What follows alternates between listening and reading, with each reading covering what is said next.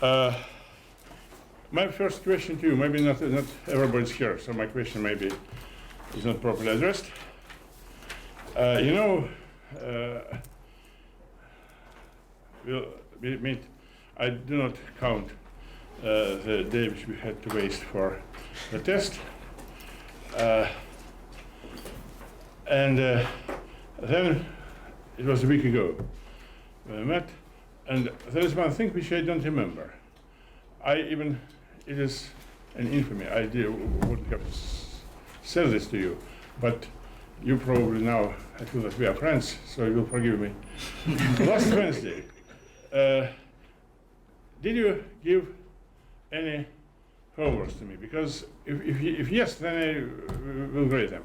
So it is written, so you probably know the better than anybody.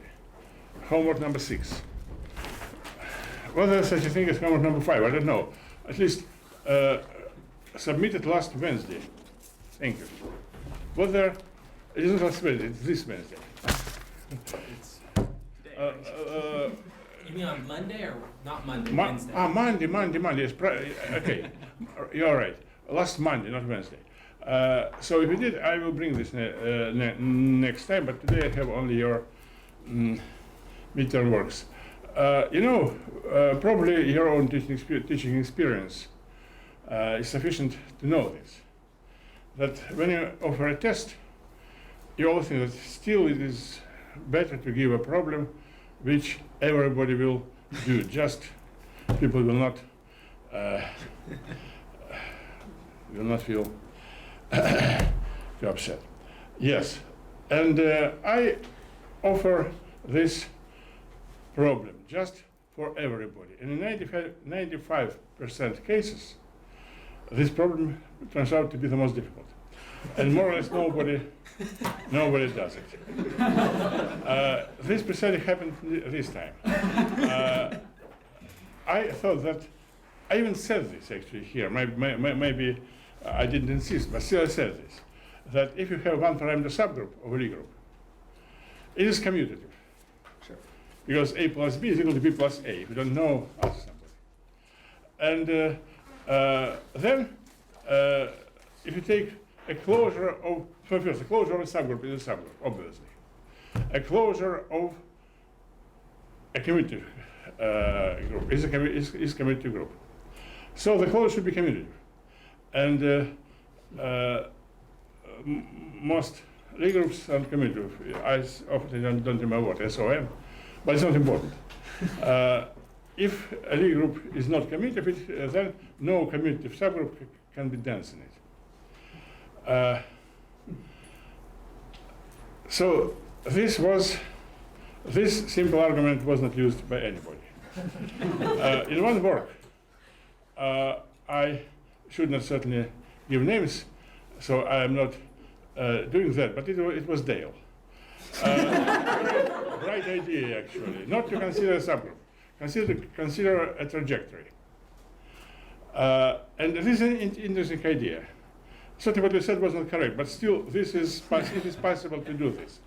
If you take SON in the one parameter subgroup and trajectory on the sphere, then in general it is actually something like also total. What is a one parameter subgroup of the group SON?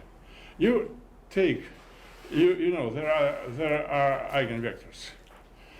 So there are two-dimensional subspaces, yes. Better take orthogonal, two co-dimensional subspaces and rotations around them. And there are, in the space of dimension n-1, a certain amount of two-dimensional planes which are possible if they are orthogonal to each other, which is the case. So actually, a general movement is consists of several rotations around several circles, and together they form a torus. So actually in Sn-1 there may be a torus maximal dimension, either half n over 2, if n is even, n over 2, and winding unit. And certainly it can be dense in the sphere, dense in this torus which has deplorably low dimension. So a good idea should be just worked out. Yes, all the rest more or less was done. I say more or less because certainly there were some errors, but this problem, which was given precisely as a problem for everybody to do, was not basically done. Was well, certain the work of Dale was interesting. It's not full solution, but something, and more or less nothing else. Good. So this time today, I am going to say the last words about the Lie algebra homology. As I said, much more is written in my notes. There are some errors in my notes, which I have already corrected, but in the version which you have enhanced, it is so one computation is not precisely, not totally wrong, but still requires some corrections. Do I need to remind you what the Lie algebra homology is? Yes, I will do this. So we have two things: Lie algebra G and representation V. Representation of G in rho G LV. Representation of G in this space V. Then the ground field is not important.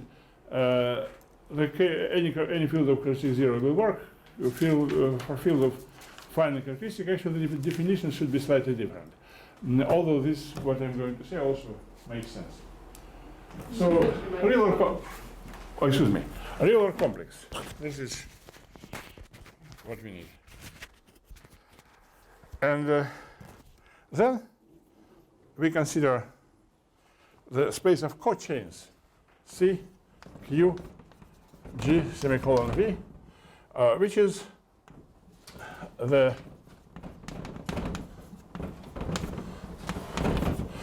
space of Q linear skew symmetric forms with values in V. And then there is a differential delta Q. I do not write this. And the composition, better to write in this way, is 0. There is some formula for it. And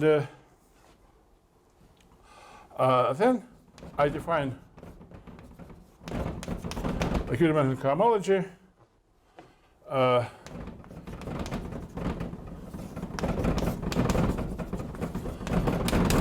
as a quotient of this space, as people say, cycles, Z, Q of G, V, over the space of coboundaries, image of the differential. For cohomology of small dimensions, there are many different algebraic interpretations of this cohomology. Some of them are listed in my notes as exercises. Some of these exercises are actually absolutely trivial. Some of them require some work, some understanding.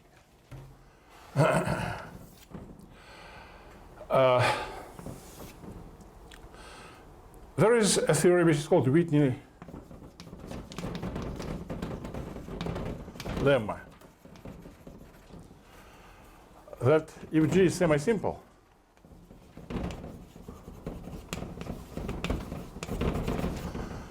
and Q is arbitrary, well, when I say arbitrary everything, I always mean the finite dimensional case. So I even done. Then HQ is 0 for Q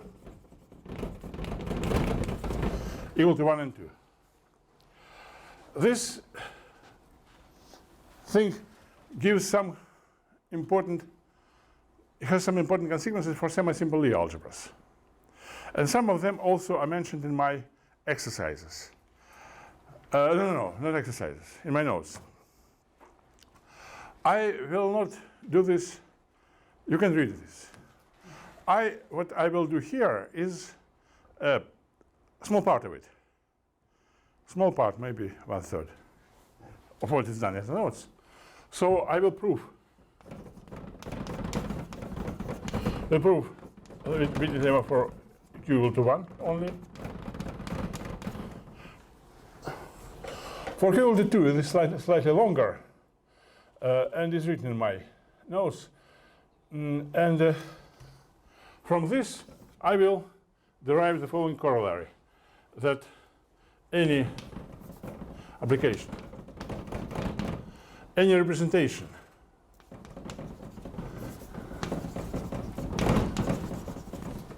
V of a semi-simple Lie algebra is direct sum of irreducible representations.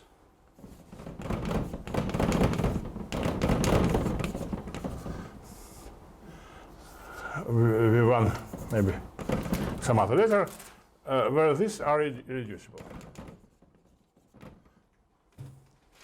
So this is now just to mention it. First, if q is greater than 2, this is not right anymore. Three-dimensional cohomology, very well, maybe not trivial. Second, there is an application, this application for the Whitney lemma for q equal to 1. The most popular application of the case when q is 2 is the so-called Leibniz decomposition. It is a theorem that any absolutely arbitrary finite dimensional Lie algebra is a semi-direct product of its own radical, which is solvable, and the quotient over the radical, which is semi-simple. So every semi-simple every Lie algebra at all is direct product, semi-direct product of solvable and semi-simple Lie algebra. This solvable semi-direct product means that both are subalgebras of my algebra, but one of them, in this case the radical, is an ideal. The other one is not an ideal, just subalgebra. And accordingly, the quotient, well, you probably know the notion of semi-direct product from your course of algebra, but I will not need it, so I will not say anything else. This follows from the equality for the Whitney lemma for q equal to 2. Also, actually, there exists a way how to describe all possible presentation of a Lie algebra in as a semi-direct product. What is a way?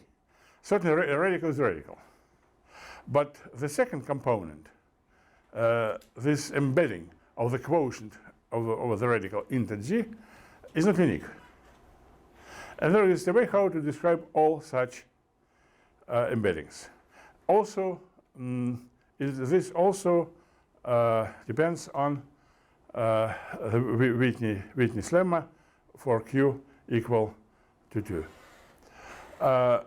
So now I briefly will observe what I said.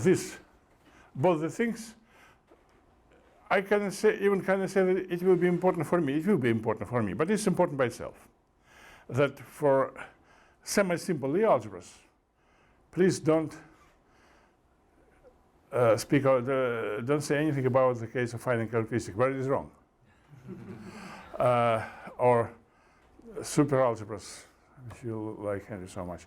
Also, it is wrong. For semi-simple Lie algebras, and it is important, every representation, finite dimensional, again, wrong for in every case, every finite dimensional representation is a direct sum of irreducible representations. Something which is not true if your Lie algebra is not semi-simple, for example, one-dimensional. And those of you who know Jordan normal form will certainly agree with me. This is all the introductory part. Now let me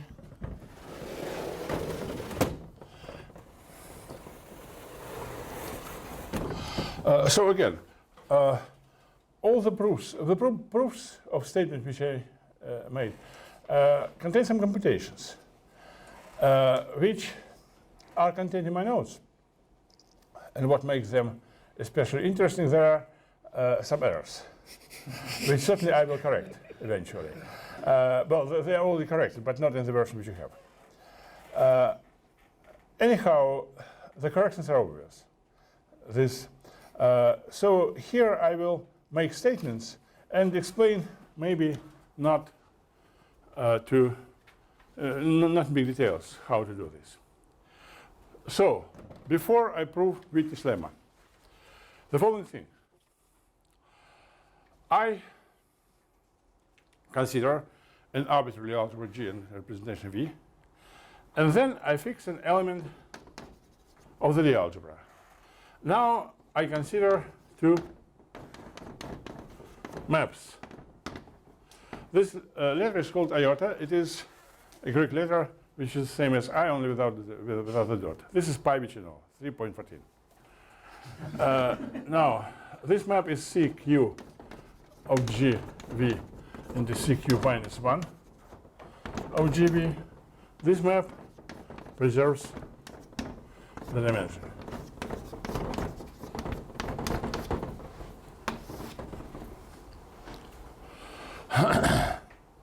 Definitions. If you take iota of G and apply it to C, C is in CQ of GV, but the result should be here, right? So this must be applied to G1, GQ minus 1. And the result is C, G, G1, GQ minus 1. What else? C can be applied to Q arguments. We are given Q minus 1 argument, but also we have G. So the only way to make up Q arguments, to plug them into C, is just to add this G to the existing arguments. And this is the definition. This is 2 times longer.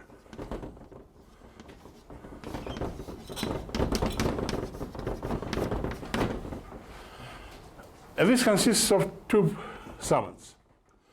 What to do with this? We have Q arguments, and C can be applied to Q arguments. We have G. One thing we can do is this G and take its commutator with this G, with Gi's. So this is I1 to what? To Q, no negative 1, C, and same argument, but argument number I.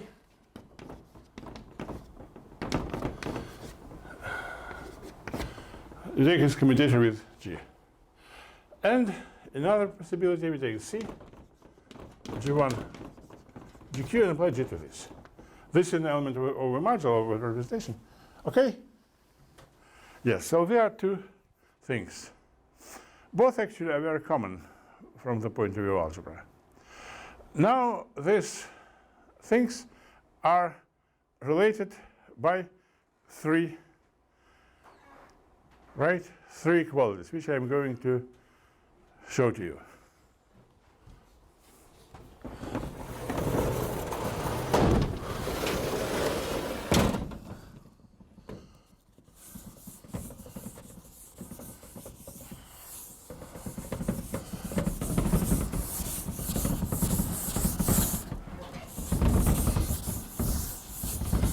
First, pi is actually representation. That is, if you take this, it is a map of CQ into CQ, and they apply delta Q to it. It is the same as to first. I see representation. Let me make this last. Excuse me. I will write this, but in my notes it is the last. Pi Q, phi of the commutator is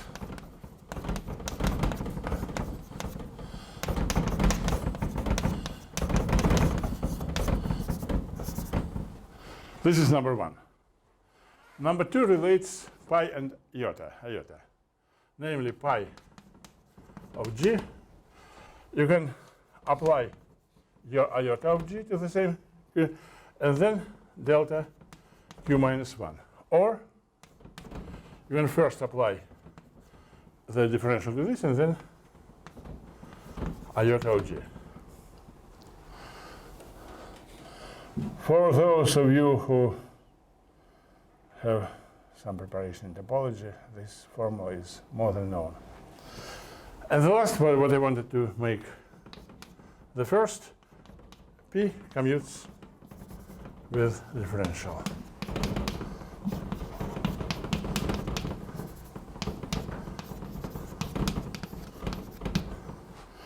Yes, 3 formulas. Any questions about them? If no questions, you have a question. No. No questions, no answers. In this case. It's not always true.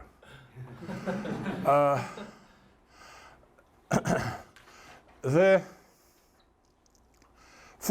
equalities 1 and 2 are checked directly. I don't know what else to do. And you can, even if I do not write it, and I will not write it because it is written in my notes with some errors, I will correct the errors.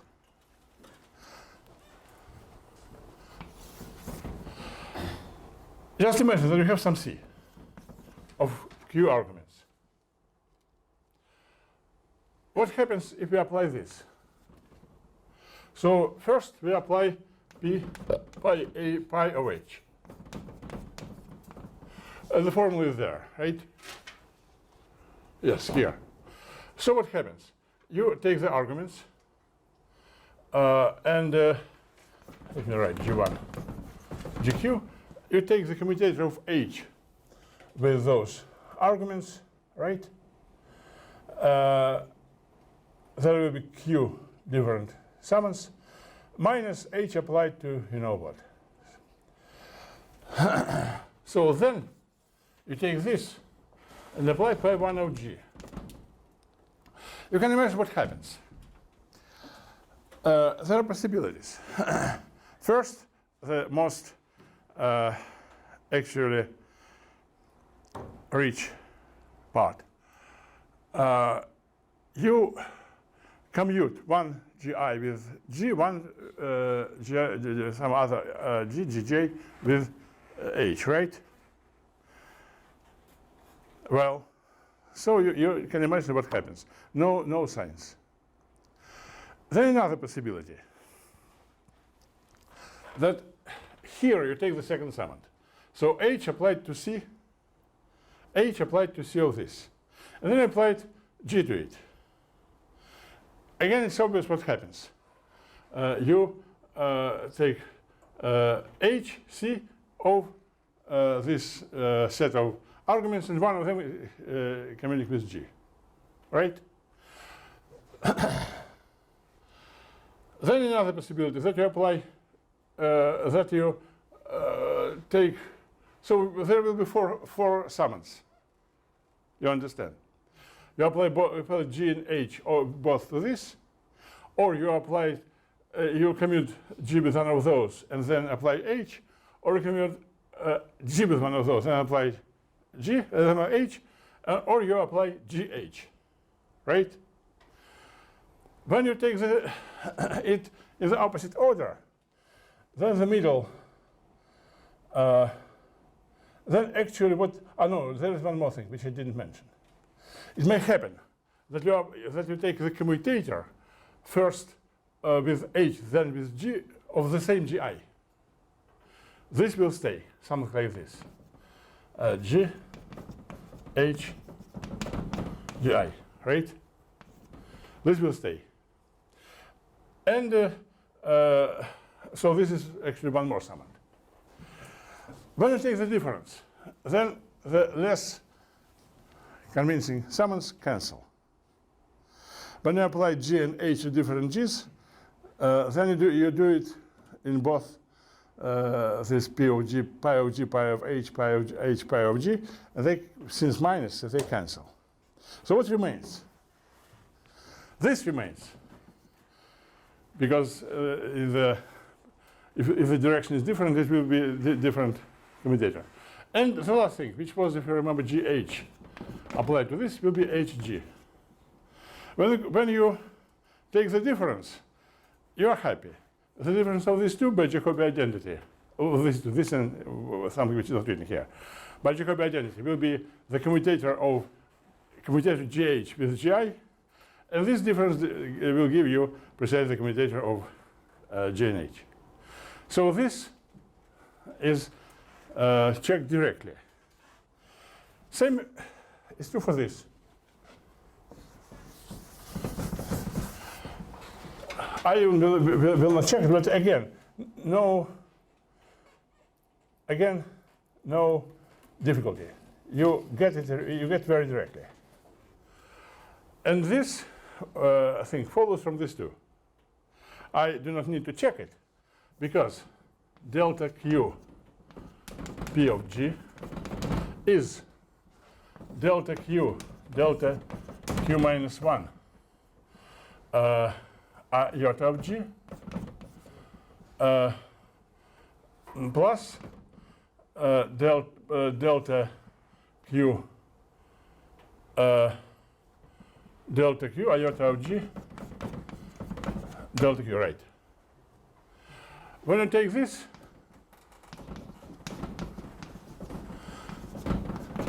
two summations, but this one is 0, right? And this one is 0. And when you these two things are the same. So this equality follows. With a confirmation, I will not say anything else about the proof, but the proofs are very direct. If I write everything on the blackboard, it will be only boring. Especially if I do this correct, it will be longer than in my notes. I missed one sum in my notes. Now, from this, well, from both, this and this, there is, from all the three, there is a very important consequence, which first I will formulate in sort of wrong way. No error, but ideologically wrong. So, the space CQ becomes a representation of G. This shows that both kernel and image, both ZQ and BQ, are also representations of G. It is, this shows. Right? Commutes with the differential.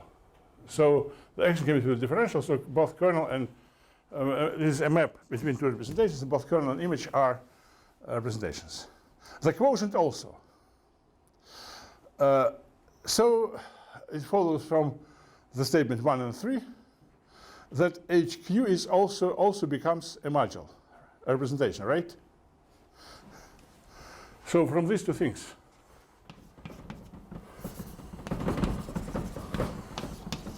and I mean pi, this also becomes a representation.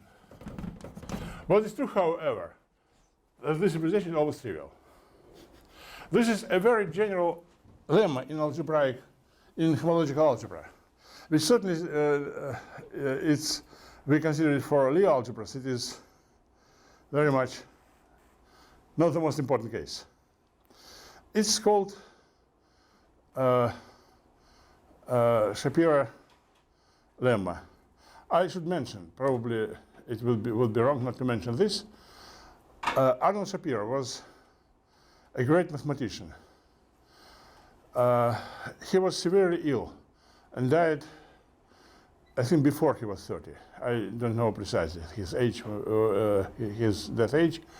But as far as I know, there were four works published by him, and all of them are wonderful. I will not speak here of the other three. But this one, Shapiro lemma, probably it was not the main goal of his, because it is so trivial. The proof is obvious in all cases. But it is very important because of its immense generality.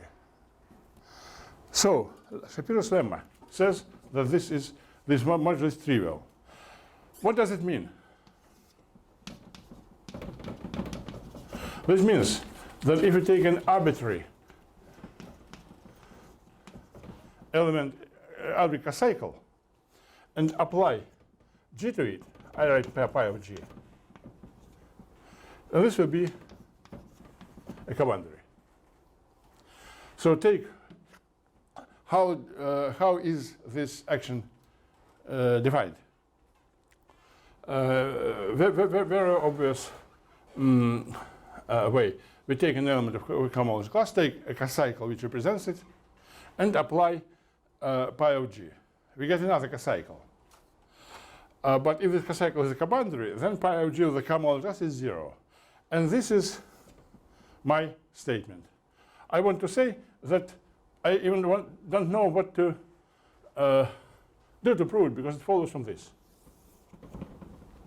If C is a cycle,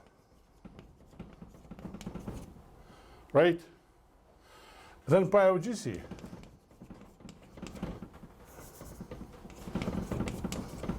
is the sum of these two things. Apply C to it, but this will be 0. So what remains of this is delta q minus 1 iota q minus 1 iota q of C, and it is clearly written here that this is a boundary. So a trivial fact, its proof in the most general case is the same. But it's very important that the action of a real algebra in its own cohomology is trivial. Certainly you can say, what of that trivial, pure negative result? No. Imagine that your Lie algebra G is actually an ideal in a bigger Lie algebra.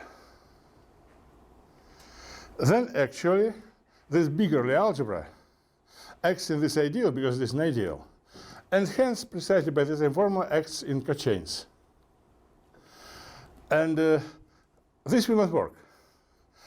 The action of this bigger Lie algebra in the cohomology is not trivial. Shouldn't be trivial, no reasons.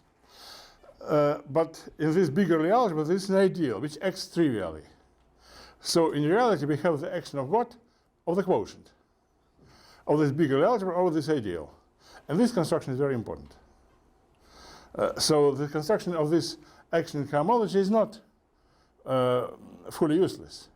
But directly it is 0. If you consider this nothing else, it is 0.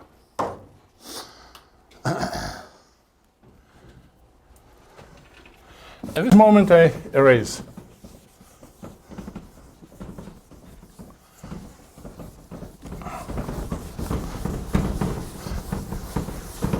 This, and I present a proof of the Whitney's lemma for q equal to 1, h1. The first words are the same for both cases, 1 and 2. Consider the 1 of GV. And this is a representation of the Lie algebra, and this representation is pi, right? We have a theorem which we proved using the Casimir operator. So this is equal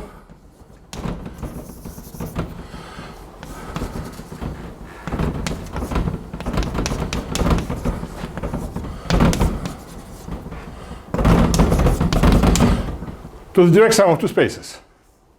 One consists of all invariants, those elements of Z1 which are taken to itself by you know what, by all elements of the algebra. The second is spanned by all images. You understand? So we consider a cycle, and we want to prove this is a boundary, right? But actually, it is the sum of elements of this, and we should consider two cases. So we have an element C here. Actually, two cases. C is in here, or C is in here. And I want to prove that in both cases, this C is a cobundary. I want to say that in one case it is known to us. In which one? I've just said this. The second case. If we have a cocycle, which actually is the image of some other cocycle with respect to the representation pi, then it is a cobundary. So in this case, C belongs to B1. And the cohomology class of C is 0. Okay. What to do in this case? In this case, we have a cocycle for which we know that it is, that it is an invariant. If we want to prove that this is a cobundary, how to do that? If Q is 2, it requires some computations. If Q is 1, it doesn't require anything. We will prove immediately that this space is 0. And then we have nothing to prove. Why so? Suppose that C belongs to this.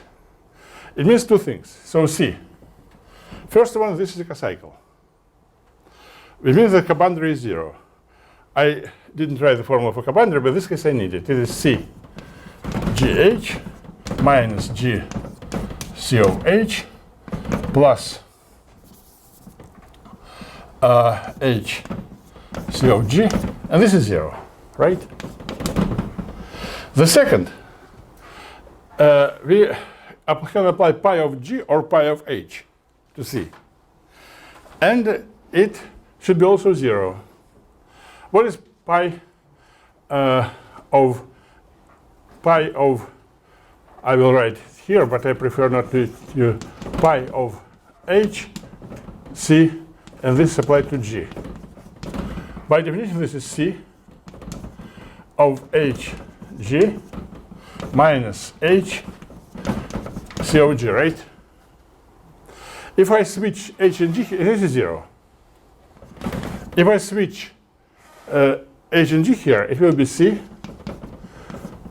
of G H minus H C minus C of H, G C of H is 0, right? Then we don't need any theory of Lie algebras, and so we need intermediate school algebra. Take these three equalities and apply this and this to plug it here, right? This actually is minus C of GH. We have three summands with some signs, even since 3 is odd, if you know. It's not important to know the signs. The sum of three terms, which all are C of GH, is 0. It means that C of GH is 0. Is it all? So we prove that if you have a cocycle, which is also invariant with respect to our representation, then its value on GH is 0. But remember, my Lie algebra is semi-simple. If it is not, then the whole theorem is wrong. Very easy to find a counterexample. A semi-simple Lie algebra, if you don't know, coincides with its commutator subalgebra. So actually it is spanned by commutators. So if C of every commutator is 0, then C is totally 0, which completes the proof. Okay? No comments, remarks, I don't know what else. Again, I want to say that if Q is 2, then this space Z2 GH pi is not, upper pi is not 0. And we need to do something with this to prove that every element is a cobundary of something which can be described. Written in my notes, it requires half page of computations. But for H1 it is all. No problems, no questions. Then let me show it to you. Precisely, I have time for that, how to apply this to prove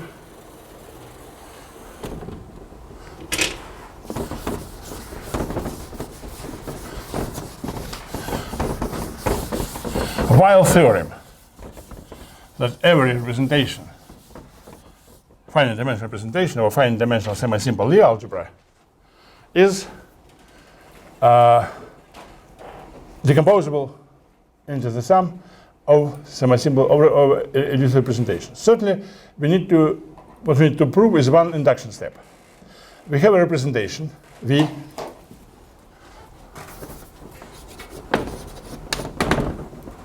We have a sub-representation W. And also there arises, so all the three are representations. What we want to do, we want to find an embedding of this into this, also a representation homomorphism, so that V will be the sum of these two. I mean, here I mean the image of this. And certainly this is all. The equation is finite dimensional. We can, if these two parts are irreducible, then it's okay. If they are not, we apply the same procedure as long as we need it, right? Very interesting. I don't think it's fair that I should do everything. Let's do this together, after all. So we have V and W. And we want to construct a map of this into this. How to begin? What is this? It is a linear map 1, which is also a representation homomorphism, that is commutes with the action of G. We need to achieve two things.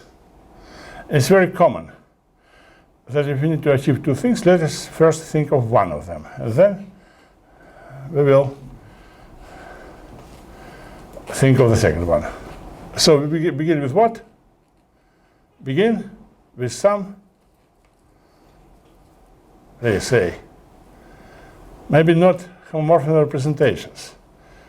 How to do this? But still what we can do, we can find just a linear map. You don't want to say. Take linear map F of this into this. No, into this. So that it's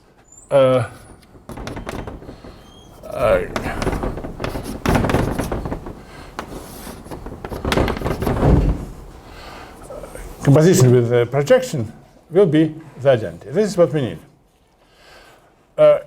Certainly, it is very easy to find this. Linear algebra gives you ways how to do this.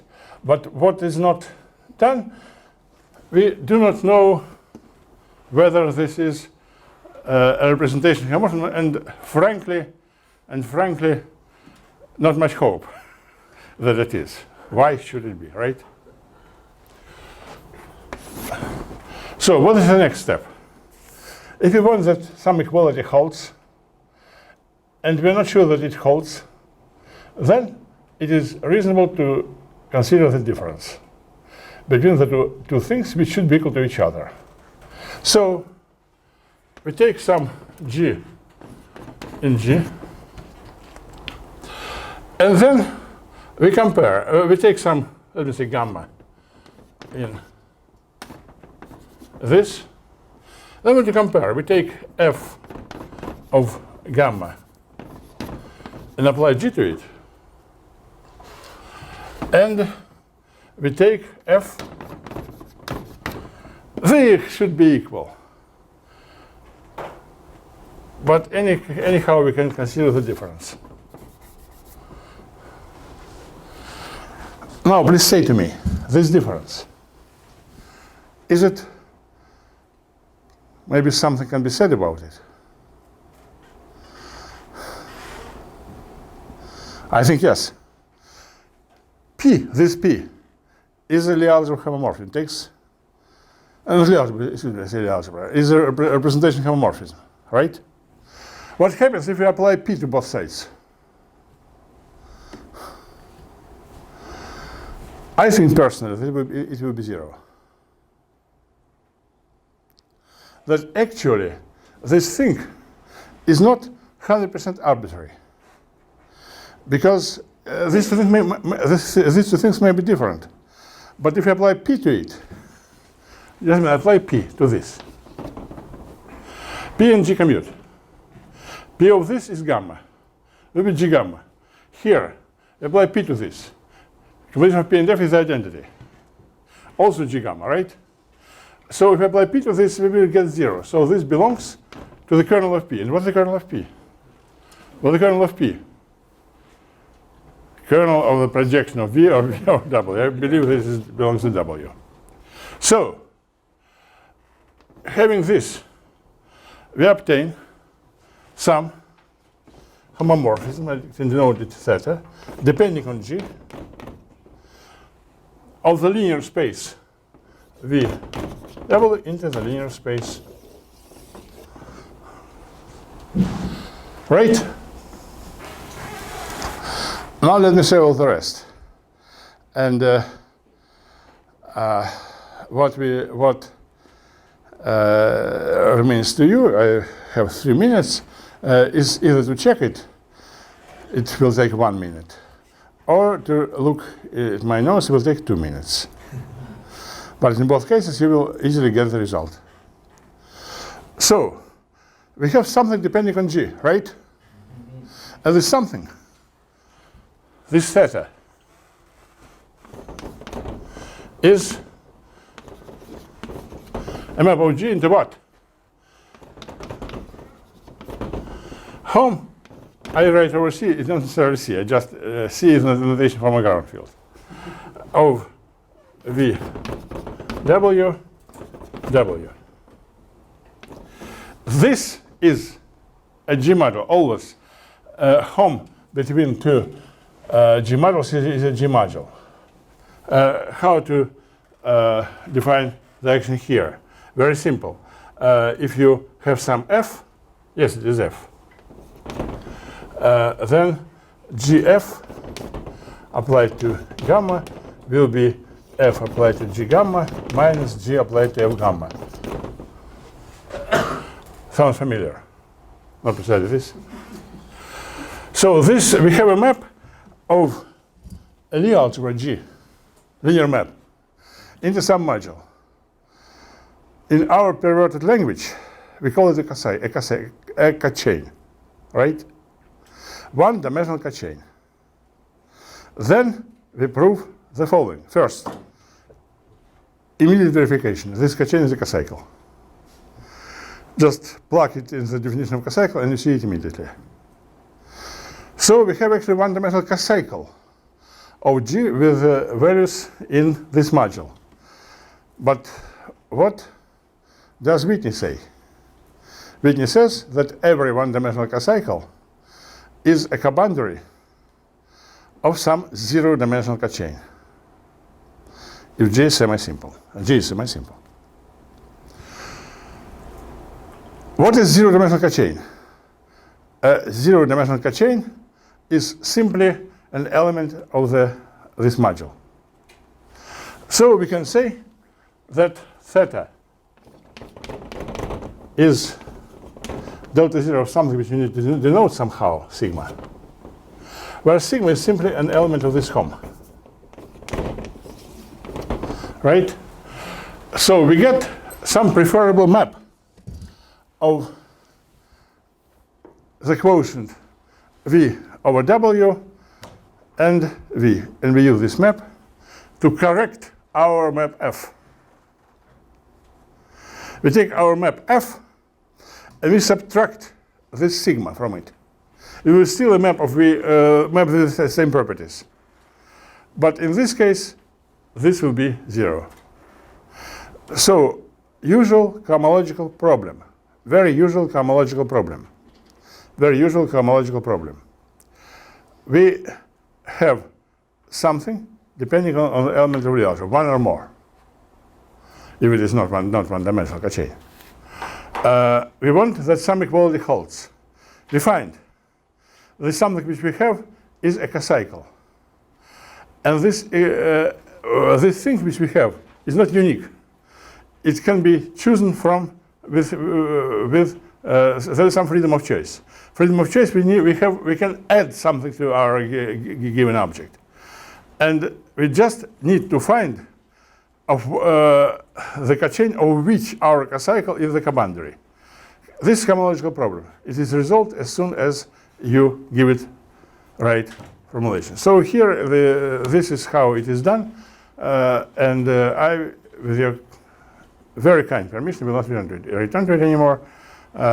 All written in my notes. I will make corrections. And actually, I have much more now.